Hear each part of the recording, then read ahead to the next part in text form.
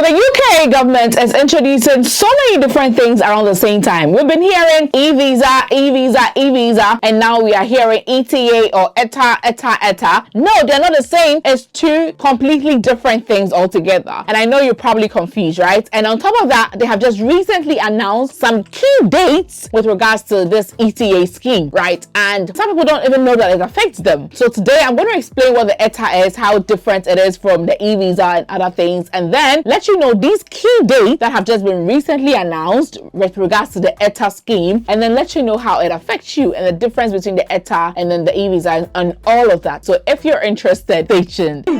Stop that. So hi guys, welcome once again to my channel. My name is Nanelle Griselda. No, I am not an immigration advisor. I have just read about this on the internet and I seem to understand it a bit better than other people, so I decided to come and explain. So if you don't know what the e-visa is, please do well to watch my other e-visa related videos. I have done tons and tons of videos that explain to detail, step-by-step guide and all of that. So the e-visa, simply put, is an electronic visa, and the UK Home Office is saying that they are scraping all physical documents which people use to show their immigration status and replacing them with e-visa, so electronic visa. But when we talk about ETA is Electronic Travel Authorisation, and this whole ETA scheme affects just a particular group of people. So when it comes to traveling to the UK, we have two groups of countries. We have visa nationals and non-visa nationals. So when we say visa nationals are those that require a visa to come to the UK, and non-visa nationals are those that do not require a visa to come to the UK. So say somebody coming from the US to the UK might not necessarily have to apply for a visa. They can just pick up their US passport and buy a ticket and then, you know, get on the next flight and then come here to the UK. However, some other countries, you do need to apply, fill a form, pay a fee, go do biometrics, blah, blah, blah. Some visa categories, you might even need to go for an interview. But with the ETA only applies to the non-visa nationals. So when we talk about non-visa nationals, we're talking about countries in the European Economic Area. We're talking about Switzerland. We're talking about Australia. We're talking about Canada. We're talking about Japan, New Zealand, Singapore, South Korea, and USA. So it is people from these countries that the ETA scheme applies to, right? Yes. How does it apply to them? So, you know, initially, like this whole time for the longest period, all they needed to do was just pick their passport to show that they are from any of these countries and they don't need to apply for a visa. They just come. But now the UK is saying that they would need to apply for what we call ETA, which is an Electronic Travel Authorization. So it's not necessarily a visa you're applying for, you're just getting a travel authorization electronically to come to the UK, all right? And according to the UK, they are saying that this will enable a smooth experience for millions of people who pass through the border every year, including visitors we warmly welcome to the UK, who are predicted to contribute over £32 billion to the UK tourism economy this year. So they are saying that the ETA is going to digitalize the UK border and immigration system, and it's sort of like a digital permission to travel, and it is linked to the individual's passport. So the scheme enables the government to perform robust security checks on the travelers before they begin their journey to the UK, helping to prevent abuse of the immigration system. So it's a digital visa. So now, in other words, it's like you are still requiring permission to enter the UK, and you're going to go through robust immigration checks before you come to the UK, right? So before, nothing of that sort was done. It was only when you get to the border that maybe you'll be asked a few questions about your intentions and why you're traveling in and all of that, and then you'll be asked to enter. But now they want to digitalize everything. They want a way that you're sort of like seeking permission to enter the UK electronically, and this will be linked to your passport, so they can, you know, track you a bit more than before. I mean, for the rest of us in the other parts of the world, we were going through this anyways. We were already applying for visas, and by now this ETA scheme, I know not a lot of people are going to be happy. So if you have a Canadian passport, if you have an EU passport, and then you thought,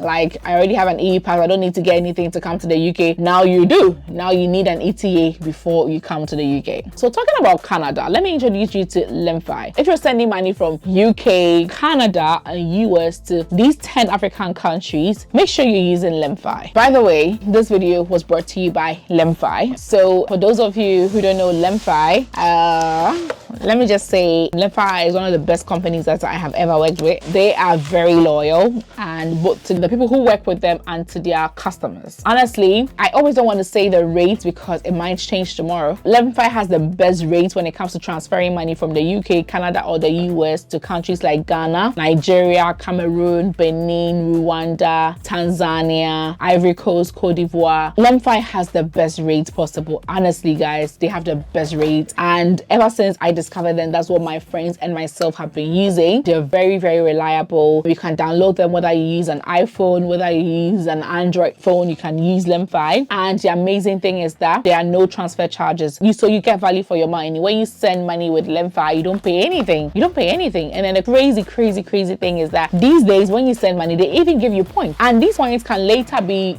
converted into money. And you imagine, it's like double blessings. Honestly, guys, use my link Nanelle for your first transfer above £100, and then you get a reward when you use my referral code. You can also generate your own referral code from the app and share it to your friends and family and let them send money, and then you can make your money, and then you can also get a token from Limfa. So guys, help me in saying thank you so much, Limfa, for sponsoring today's video. So let me explain this exactly how they explain what the ETA is. So it says the ETA is part of the UK's government plans to strengthen and digitize the UK border and immigration system, and ETA is a digital permission to travel, and this is linked to the individual's passport. The scheme enables the government to perform robust security checks on travelers before they begin their journey to the UK, helping to prevent abuse of the immigration system. An ETA costs £10 and permits multiple journeys to the UK for stays of up to 6 months at a time over 2 years, or until the holder's passport expires, whichever is sooner. The introduction of the ETA scheme is in line with the approach many other countries have to border security, including the US and Australia. So they are saying that this is already being done by countries like US and Australia. Even though you don't necessarily require a visa, you will require an electronic permission to enter, and it's very cheap. It's only £10, and once you get it, you can be given a visa, a multiple entry visa, or a multiple entry authorization of over 2 years. I remember that even though it's 2 years, you are only allowed or permitted to stay in the UK for up to 6 months at a time. Or if your passport expires, obviously you'd have to leave before your passport expires. So basically this is that. So now the fact that you're an European national, you're an American, you're a Canadian, does not mean you can just buy your ticket and come to the UK. You need an ETA. So tell your friends, those who are from these countries. Like I said, for the rest of the world, already we were doing our normal things. We're applying for a visa. So let me explain how this is different from the normal visa. So for the rest of the world, you apply for a visa, you actually fill a form online, and then there's a lengthy form, your mother's details, your father's details, your intentions to come, your personal details, your contact. Is a lengthy form, how much you're willing to spend when you come here, how much you're going to spend, whether you have a sponsor or not, your intention, and you have so much to prove. After that, you submit the online application. You pay over $150 as a standard visit visa application fee, and then after that, you book your appointment at the nearest, say, TLS contact office or VFS Global office in your country or closest to your country. You go and either you submit your documents physically or you upload your documents, and then you do a biometric. And even if you want priority service, you're going to pay even way more than that. And if you're applying for, let's say, a longer stay, let's say you're applying for a 10 months or a 10 years visa or 2 years visa, for the 10 years, I think it's as much as £700 per application. But remember that even with those ones, you can only stay 6 months maximum at a time. But however, with the ETA or the ETA scheme, the application is online and it's within minutes. You're not required to go for any biometrics online and go book an appointment for whatever, no interview. It's just literally in minutes, and then you apply, and it's only £10. So let's compare. Let's make a table, the traditional visa and then the ETA. Traditional visa, you're required to fill an application online and you pay over $150. The ETA, you just apply online and then it's about £10. And then with the traditional application, if you're not doing priority, it can take you up to 3 weeks. They say 3 weeks, and it can even take longer, 3 weeks to get a response. The ETA, I hear, is within minutes to get a response. So basically, I'll say those are the main things. And the flexibility with the normal traditional visit visa application for the other countries, the standard is 6 months. If you want to apply for 2 years, you have to pay more and you have to explain why you need the 2 years. But with the ETA, you're giving over 2 years, although at a time you can only stay for a maximum of 6 months. So those are the difference. And just recently, the government has announced some key dates with regards to this ETA. So this is very important, okay? And I think that you have to watch it before you are sent back when you're traveling. So guys, listen carefully. So the ETA requirement already applies. So already it applies to some people. So that means it's already started. So if you're already from Qatar, visa if you're from Bahrain, Kuwait, Oman, United Arab Emirates, and Saudi Arabia. Already, you need the ETA before you can come to the UK. If you have any passports from these countries that I have mentioned, by now you should know that you need an ETA before you come to the UK. You don't necessarily need to apply for a visa like a Ghanaian would do or like a Nigerian would do, but you need to apply for your ETA before you come to the UK. It's already in the system. It's already begun. But the key dates for the scheme continued rollout as follows. So they did not do every country at a time. They're rolling it out, you know, in bits.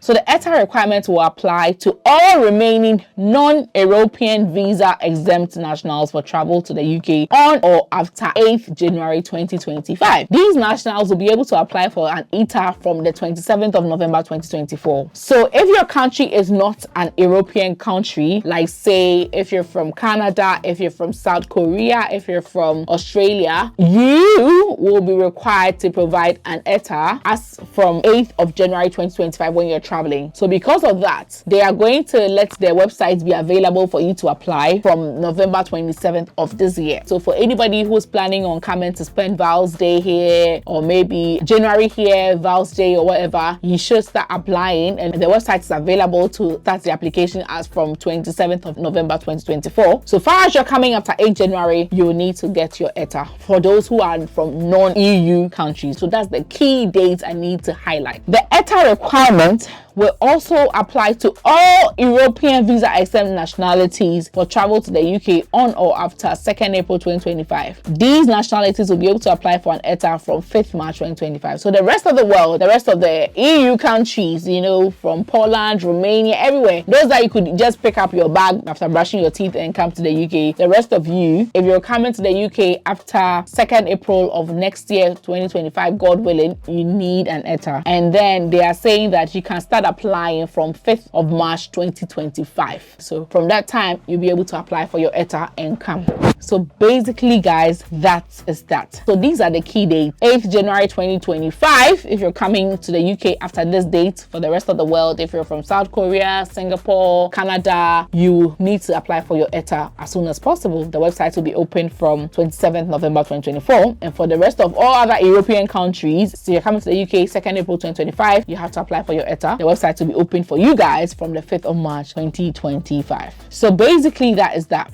It's just to strengthen their border security, and I feel like this will be fair. I mean, if they're scrutinizing everybody entering, they're not going to just blame all their immigration problems on Africans, you know. I don't say much. So basically, that is that. So the good thing about the ETA is that although it's still a permission that you are requiring, the process to get it is quite flexible and it's quite easy. It's not a complex process like the rest of the world that have to apply for a visa, go for biometrics. The process is a simple process. It literally takes a few minutes and it's very cheap, just £10, and you can get as much as 2 years visa. So that is very, very good. The only similarities with a normal visa is the fact that it's still a permission that you're asking for, you know, and you have to wait for a decision. So basically that's that. Guys, let me know what you think about this ETA scheme. I know this is going to be very boring for other countries, but for us who are already applying for visas, we're good. Thank you so much for watching. Bye.